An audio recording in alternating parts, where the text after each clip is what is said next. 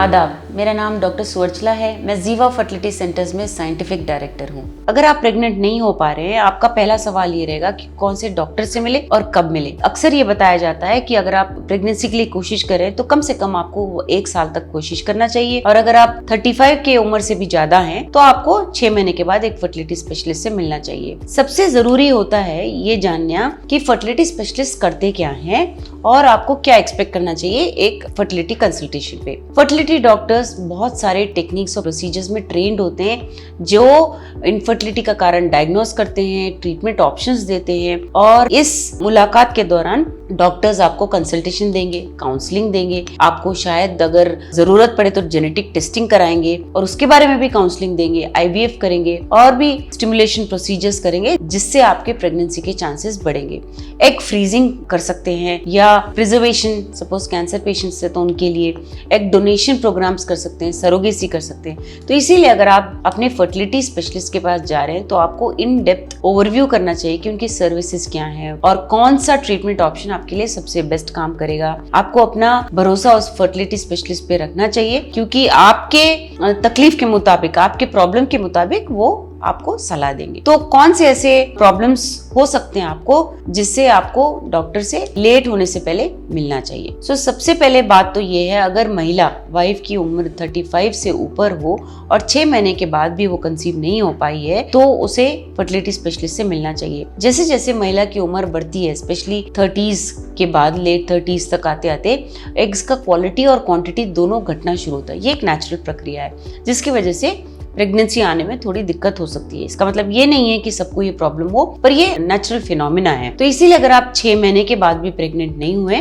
तो आपको एक फर्टिलिटी स्पेशलिस्ट से मिलना चाहिए। कुछ ऐसे फैक्टर्स होते हैं जिनके कारण आपको एक डॉक्टर को पहले मिलना चाहिए। ये जो मैं 1 साल बोल रही हूँ या 6 महीने बोल रही हूँ उससे भी पहले मिलना चाहिए। जैसे कि PCOS हो गया, पॉलिसिस्टिक ओवेरियन सिंड्रोम आपको है, इरेगुलर पीरियड्स हैं, वेट पुट ऑन हो रहा है, एक्नी है, थोड़े ऐसे साइंस हैं जिसकी वजह से आपको लगता है कि PCOS है, इरेगुलर पीरियड्स बहुत बड़ा साइन हो सकता है। इन कारणों के रहते आपको एक फर्टिलिटी स्पेशलिस्ट को मिलना चाहिए। एंडोमेट्रियोसिस, यूट्राइन फाइब्रॉइड्स, ये सारे ऐसे डायग्नोस्टिक क्राइटेरिया हैं जिसकी वजह से आपको फर्टिलिटी स्पेशलिस्ट को पहले मिलना चाहिए। और भी कुछ कंसर्न्स हो सकते हैं आपको, जैसे आपका पीरियड्स रेगुलर नहीं है या अनप्रिडिक्टेबल है या आपके पार्टनर में इरेक्टाइल डिसफंक्शन, ऐसे कुछ प्रॉब्लम्स है तो भी आप अपने फर्टिलिटी स्पेशलिस्ट से जल्द मिल सकते हैं। मिसकैरेज एक दूसरा प्रॉब्लम हो सकता है। अक्सर देखा गया है कि सारे प्रेगनेंसीज में 10 to 20% तो मिसकैरेजेस ही होते हैं, लेकिन रिकरेंट प्रेगनेंसी लॉस एक प्रॉब्लम हो सकता है। इसका मतलब ये है 2 या 2 से ज्यादा प्रेगनेंसी लॉसेस हुए हैं, स्पेशली